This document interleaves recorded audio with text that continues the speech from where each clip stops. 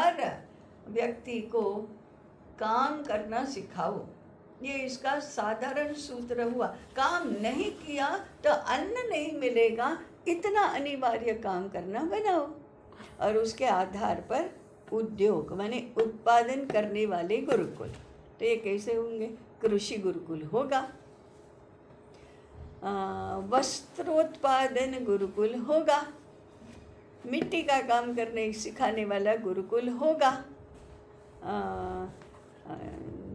वस्त्र निर्माण का, वास्तु निर्माण का, अन्न उत्पादन का ये गुरुकुल होंगे।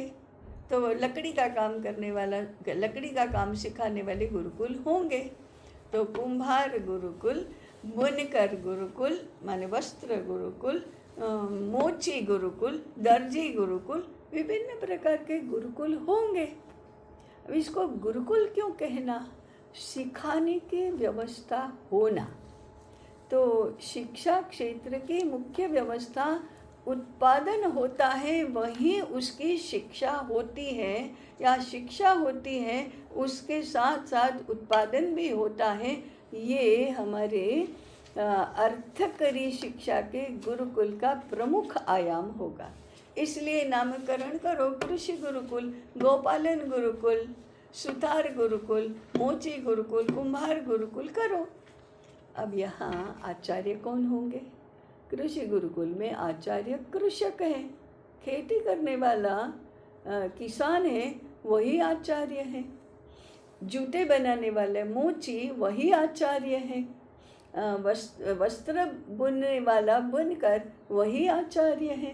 वस्त्र के साथ संबंधित दूसरे उद्योग भी है ना, छोटे छोटे, रंगारा, पिंजारा, काटने वाला, छापने वाला माने छीपा, रंगारा, ये भी सारे उसके साथ संबंधित उद्योग हैं।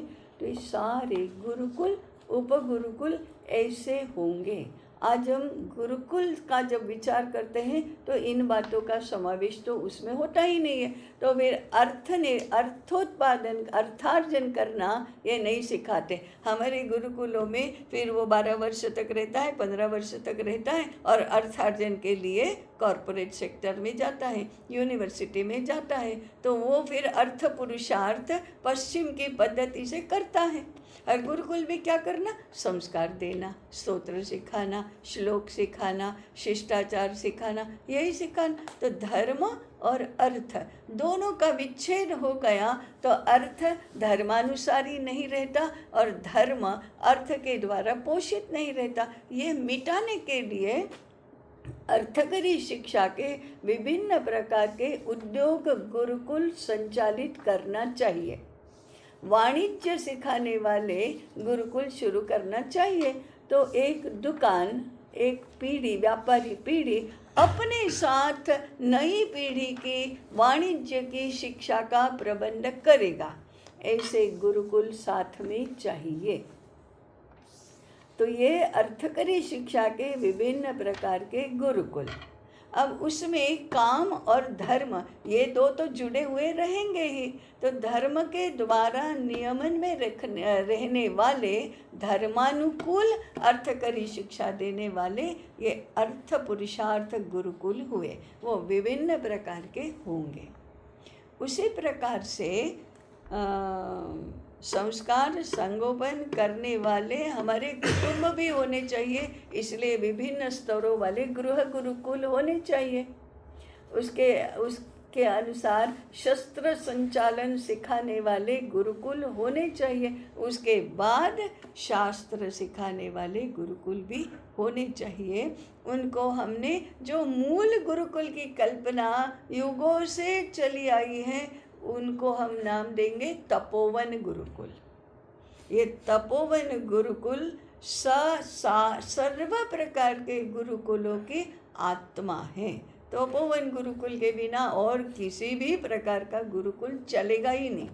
चलेगा तो समाज धारणा के लिए उपयोगी होगा नहीं। परंतु अकेला तपोवन गुरुकुल होगा और बाकी सारे नहीं होंगे तो तपस्या करते रहो, खाने पीने को नहीं मिलेगा, फिर कुछ भी वस्त्र भी पहनने के लिए नहीं मिलेंगे, क्योंकि आपने सिखाया ही नहीं किसी को।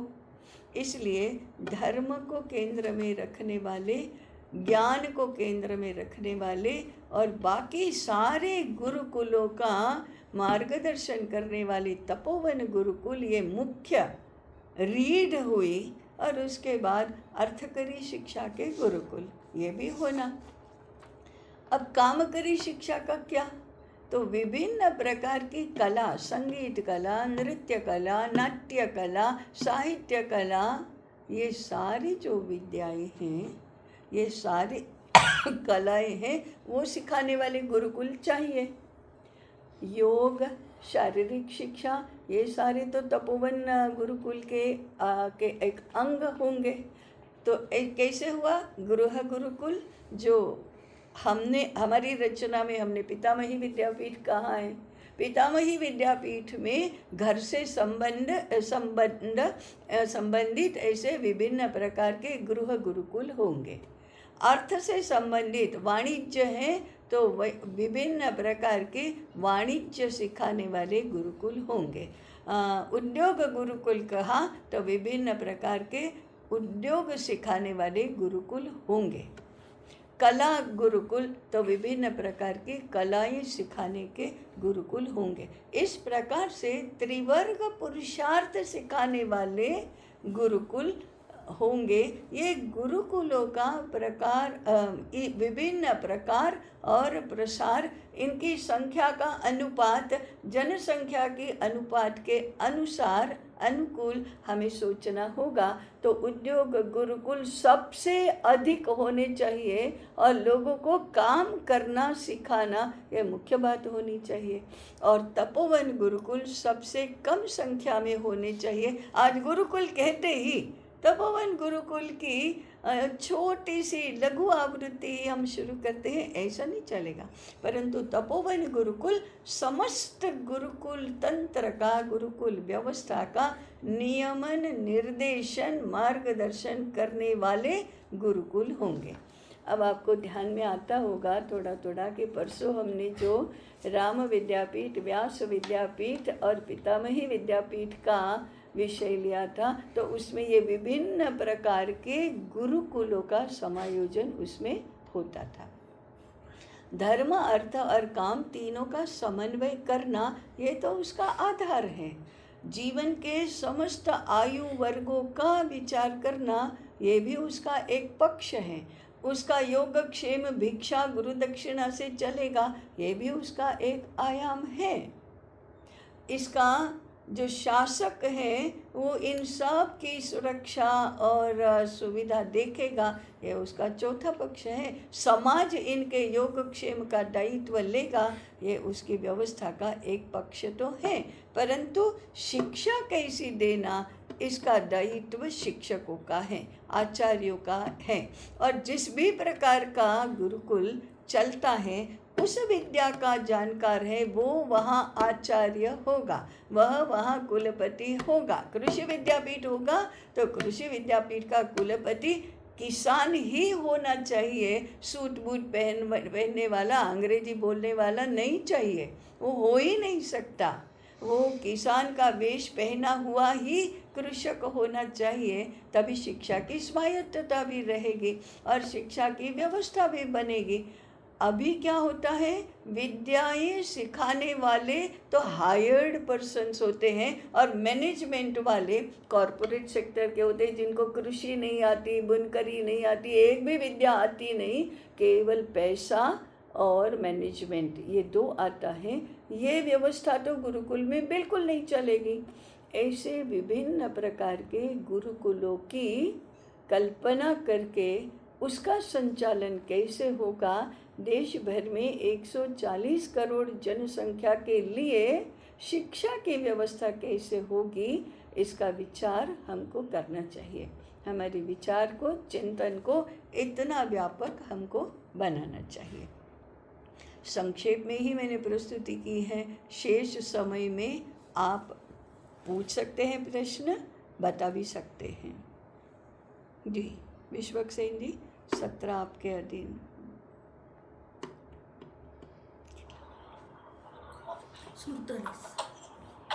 अभी और 12 मिनट है ताई। अच्छा, किसी के कुछ प्रश्न? हाँ, प्रश्न तो होने ही चाहिए। हमारी व्यवस्था सत्र की ऐसी थी, 40 मिनट मेरे, 20 मिनट आपके। मैंने अतिक्रमण करके आपके 8 मिनट ले लिए हैं, तो बाकी 7 मिनट का उपयोग तो आपको करना ही चाहिए। किसी को पूछना है तो पूछिए, नहीं होने चाहिए ना प्रश्न तो। हाँ दीदी, और 12 मिनट है हमारे पास। अच्छा 12, हाँ चलो। 48 और 12।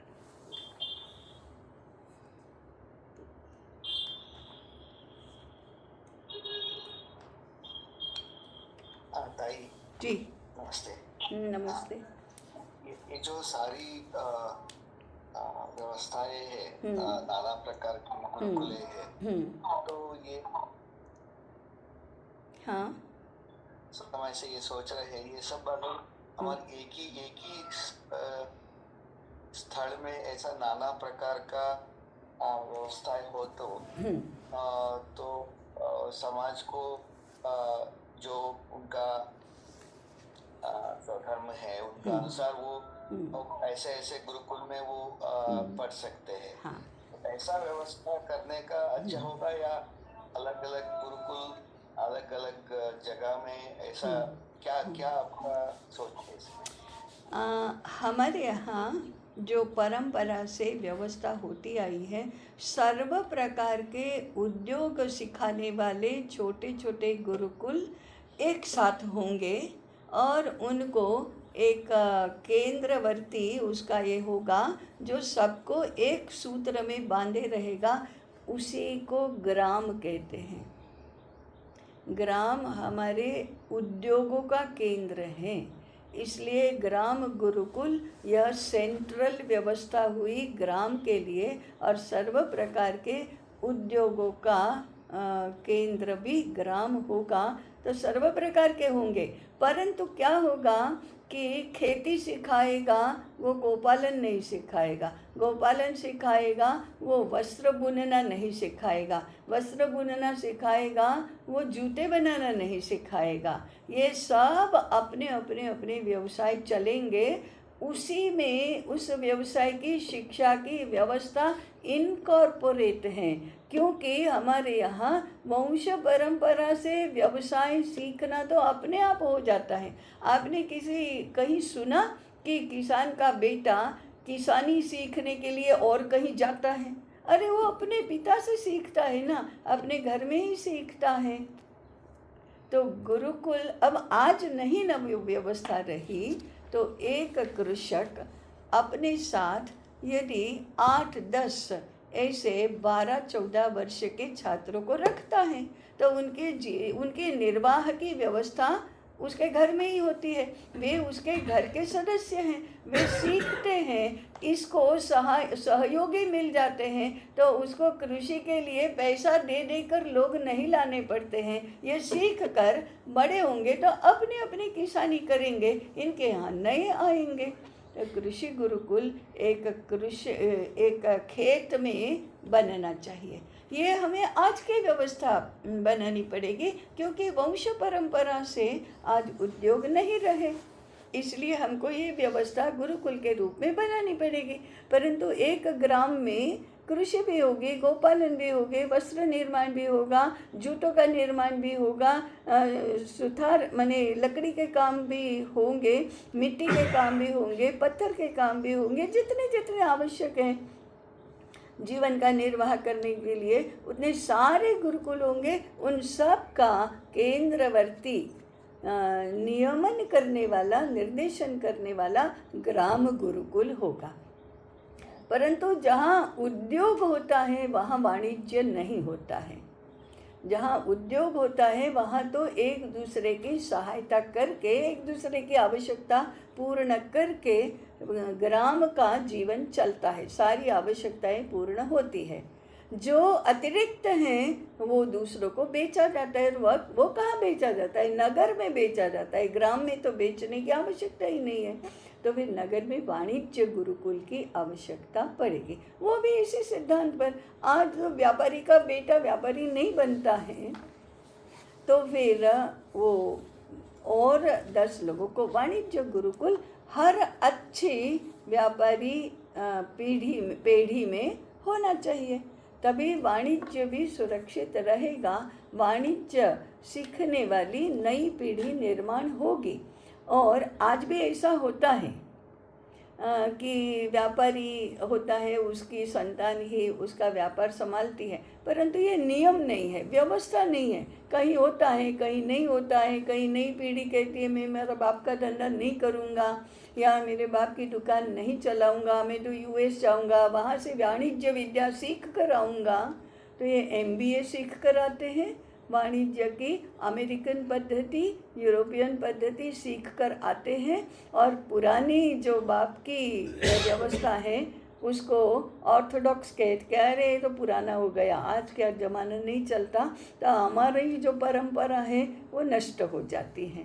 और इस प्रकार से भारत इंडिया में बदल जाता है। दूसरी पीढ़ी पढ़ लिख कर यूरोपियन बन जाती है, अमेरिकन बन जाती है।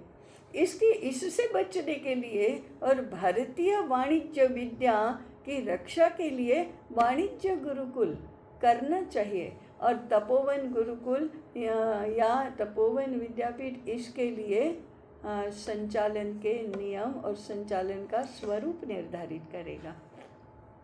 परंतु धर्म भी वही सिखाओ, खेती भी वही सिखाओ, वस्त्र भी वही सिखाओ, ऐसा एक व्यवस्था में नहीं रहता। एक व्यवस्था होती है ग्राम गुरुकुल की, एक व्यवस्था होती है नगर गुरुकुल की। अब कला भी वहीं सिखाओ, ऐसा नहीं होता। योग के लिए अलग चाहिए, संगीत के लिए अलग चाहिए, शास्त्र के लिए अलग चाहिए, वास्तुशास्त्र के लिए अलग चाहिए, नाट्य कला के लिए अलग चाहिए। परंतु इन सभी को एक सूत्र में बांधने वाला कला विद्यापीठ होगा, कि जो सर्व प्रकार की कलाओं के लिए एक सूत्रता निर्माण करेगा। और वाणिज्य है, उद्योग है, कला है, विद्याएं हैं, इन सब को एक सूत्र में बांधने वाला तपोवन गुरुकुल होगा, तपोवन विद्यापीठ होगा। हमारे चिंतन में हमने उसको राम विद्यापीठ कहा है। तो जरा गुरुकुल संकल्पना वाला ग्रंथ है वो अलग मने पुनः एक बार पढ़ने की आवश्यकता है। हाँ, मैंने वो पढ़ा है। हाँ, वो बहुत अच्छा है। पर हाँ, मेरा एक गुरुकुल का ग्राम में तो ये नाना तो प्रकार तो होता है, पर अगर आजकल का ये जो नगर व्यवस्था में ऐसा हम कैसे उसको सोच सकते हैं? आजकल की, हाँ मैं बता दूँ, आजकल की व्यवस्था को हम व्यवस्था नहीं कह सकते। अव्यवस्था, कुव्यवस्था, अराजक ऐसा ही कहते हैं, क्योंकि कभी भी कोई भी अपना व्यवसाय बदल देता है। अरे ये तो पत्नी बदलने जैसा खराब काम माना जाता था हमारे यहाँ, या उससे भी ज़्यादा खराब पति बदल देगा। जब मर्जी आई, अब ये तो ऐसा हो गया है, ऐसा हो गया, नहीं मज़ा आता, दूसरे घर में जाओ। ऐसा होता है क्या कभी? ऐसे हमारे यहाँ व्यवसाय भी नहीं बदला जाता था। क्यों? समाज व्यवस्था को हानि नहीं पहुँचाना, अर्थव्यवस्था को हानि नहीं पहुँचाना।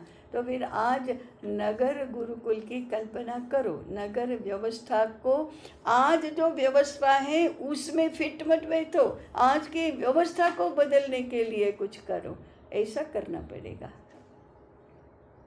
इसीलिए ताई एमबीए को कहते हैं मास्टर ऑफ भारत एबोल्यूशन। और क्या। तो ये हम लोगों की एक कठिनाई क्या है, आज के व्यवस्था को गृहित मानकर चलना, उसमें फिट बैठो। अरे वो व्यवस्था ही नहीं है, उसमें फिट कैसे बैठेंगे? हमारी चुनौती तो इस व्यवस्था को बदलने की है। और आपके जैसे लोग भी व्यवस्था परिवर्तन का प्रयोग, इस शब्द का प्रयोग सूत्र रूप में करते हैं। व्यवस्था परिवर्तन तो करना है। कौन सी व्यवस्था का परिवर्तन? हमारी जो पारंपरिक उद्योग था, उद्योग की व्यवस्था थी, उसको बदलो। और आज की जो निर्बुद्ध अमेरिकन व्यवस्था है उसमें फिट बिठाओ। ये तो उल्टी बात हुई। हम तो अमेरिकन व्यवस्था को असंस्कारी, अधार्मिक नहीं, निर्बुद्ध ही कहते हैं कि जिस पेड़ पर बैठे उसी डाली को काटो, जिस डाली पर बैठे हैं उसी को काटो और फिर जलाओ, क्योंकि गर्मी चाहिए।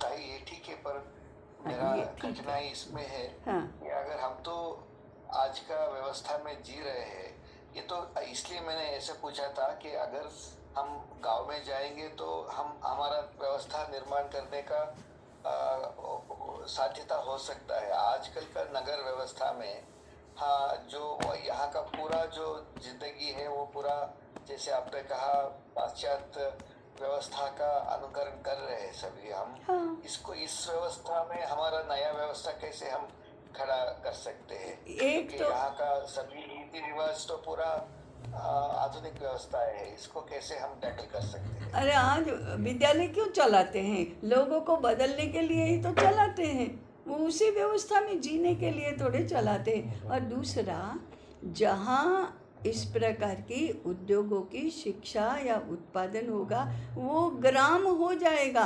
नगर को ही महालयों को और म्यूनिसिपैलिटी की व्यवस्था को थोड़े कहते हैं। वो तो हमारे विभिन्न प्रकार के जो उद्योग चलते थे, व्यवहार चलते थे, उनको लेकर नाम पड़ा। ग्राम माने पंचायत की रेवेन्यू की व्यवस्था थोड़े हैं हमारे यहाँ। हाँ, आज तो रेवेन्यू के आधार पर, जनसंख्या के आधार पर ग्राम और नगर कहते हैं। हमारी व्यवस्था क्या थी ग्राम और नगर की? क्या डेफिनेशन है ग्राम की? बताओ, क्या डेफिनेशन है नगर की? नगर किसको कहते हैं? जहाँ सीमेंट कंक्रीट के महालय और चौड़ी चौड़ी डामर की सड़कें हैं उसको नगर कहते हैं। और जहाँ मिट्टी के रास्ते हैं और पर्णकुटियाँ हैं, छोटे छोटे घर हैं, गलियाँ हैं, उसको ग्राम कहते हैं? नहीं, हमारी व्यवस्था ऐसी नहीं है। या 10,000 की जनसंख्या है तो ग्राम, और 50,000 की है तो टाउन, और 1 लाख की है तो महानगर। ऐसा होता है क्या? ये तो रेवेन्यू की व्यवस्था हुई। ये हमारी समाज धारणा के जो 3 अंग कहे उसमें से एक की भी व्यवस्था नहीं है। तो व्यवस्था परिवर्तन के भी मूल आधार क्या है, इसके ऊपर भी जाना पड़ेगा।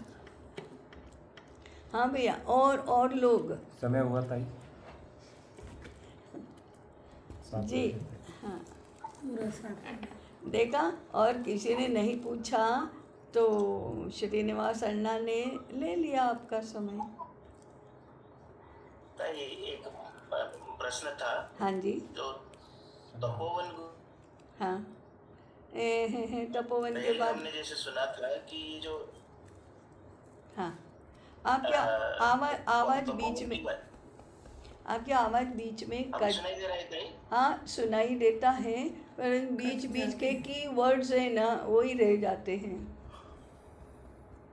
तपोवन गुरुकुल के बारे में हाँ। हम जो पहले सुने हैं, हाँ वो था कि जो ग्राम से थोड़ी दूर में होगी, हाँ। और जो वानप्रस्थ जो लोग होंगे गांव के, वो तपोवन को चलाएंगे।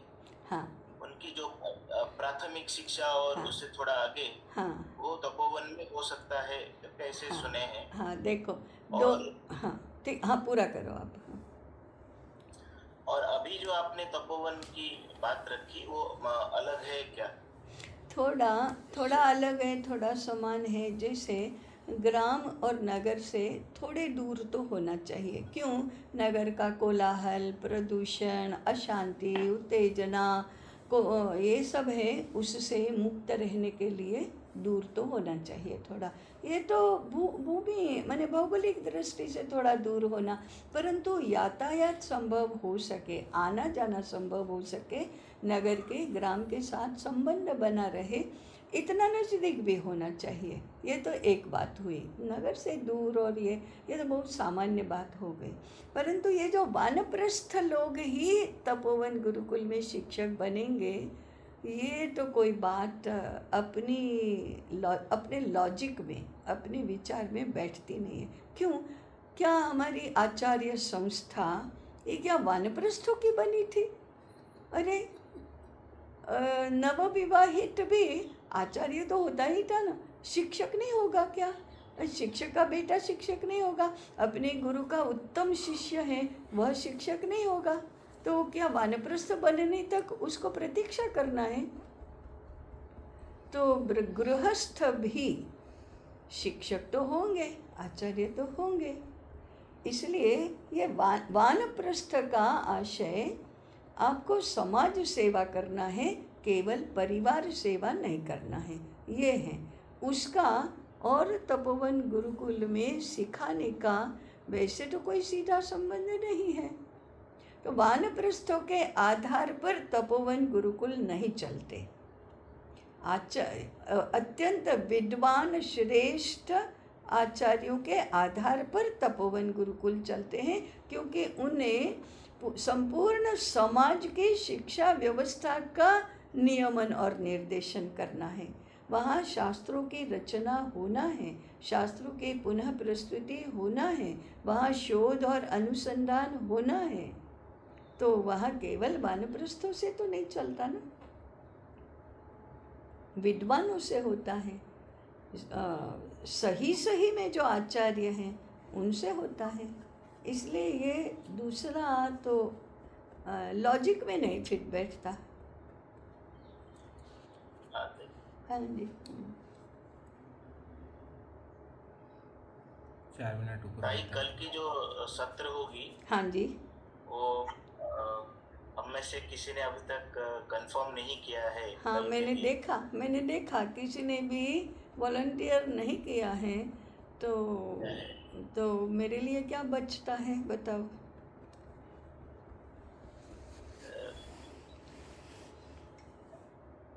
हमारे ये आपने जो पहले बोला था कि ऑल्टरनेट ये में होगा करके, आपका होगा फिर हाँ, मैंने कहा भी था, याद भी करवाया था, वो सब किया था। उसके बाद यदि आपको स्मरण में नहीं रहता या स्मरण में रहता है लेकिन वॉलंटियर करने की किसी की सिद्धता नहीं होती तो आप जाने। मैं कर सकता हूँ, ताई कर।